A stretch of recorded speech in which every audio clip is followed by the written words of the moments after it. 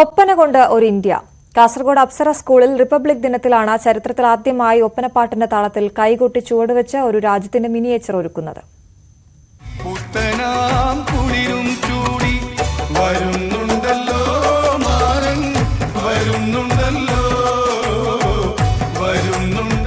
കാസർഗോഡ് ദേളിയിലെ അപ്സര സ്കൂളിലാണ് റിപ്പബ്ലിക് ദിനത്തിൽ ഒപ്പന കൊണ്ട് ഒരു ഇന്ത്യ ഒരുക്കുന്നത്.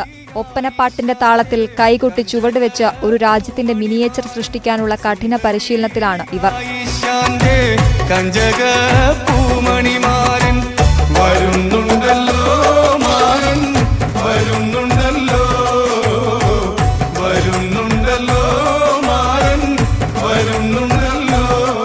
രണ്ടാം ക്ലാസ് മുതൽ 7ാം ക്ലാസ് വരെയുള്ള 250ഓളം കുട്ടികളാണ് ഒപ്പനയ്ക്ക് ചുവടുവെക്കുന്നത്. +1 വിദ്യാർത്ഥിനി ഷഹലയാണ് മണവാട്ടിയായി എത്തുന്നത്. ജംബോ ഒപ്പന, മെഗാ ഒപ്പന, ബൃഹത് ഒപ്പന, മാസ് ഒപ്പന എന്നിവയ്ക്ക് ആശയാവിഷ്കാരം നൽകിയ ജുനൈദ് മെട്ടമ്മലാണ് ഈ വേറിട്ട ആശയത്തിന് പിന്നിൽ. തന്റെ കരിയറിലെ ശ്രദ്ധേയമായ മറ്റൊരു ചുവടുവെപ്പിലൂടെ ലോക റെക്കോർഡിൽ ഒരേടുകൂടി കൂട്ടിച്ചേർക്കുകയാണ് ജുനൈദ് മെട്ടമ്മൽ.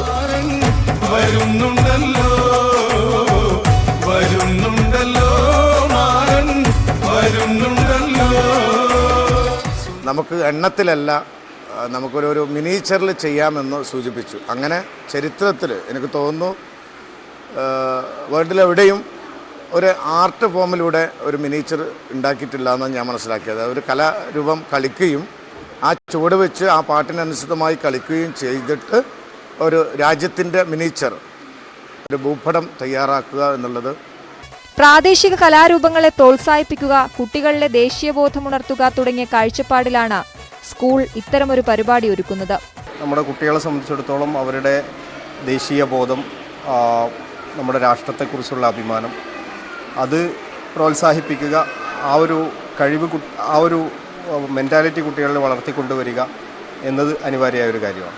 റിപ്പബ്ലിക് ദിനത്തിൽ സ്കൂൾ ഓഡിറ്റോറിയത്തിലാണ് ഒപ്പന കൊണ്ട് ഇന്ത്യ ഒരുങ്ങുക. ഒപ്പനയുടെ ചടുലതയും ഒപ്പം ദൃശ്യഭംഗിയും സമന്വയിപ്പിക്കുമ്പോൾ കാഴ്ചക്കാർക്ക് മികച്ച അനുഭവമാകുമെന്നാണ് പ്രതീക്ഷ.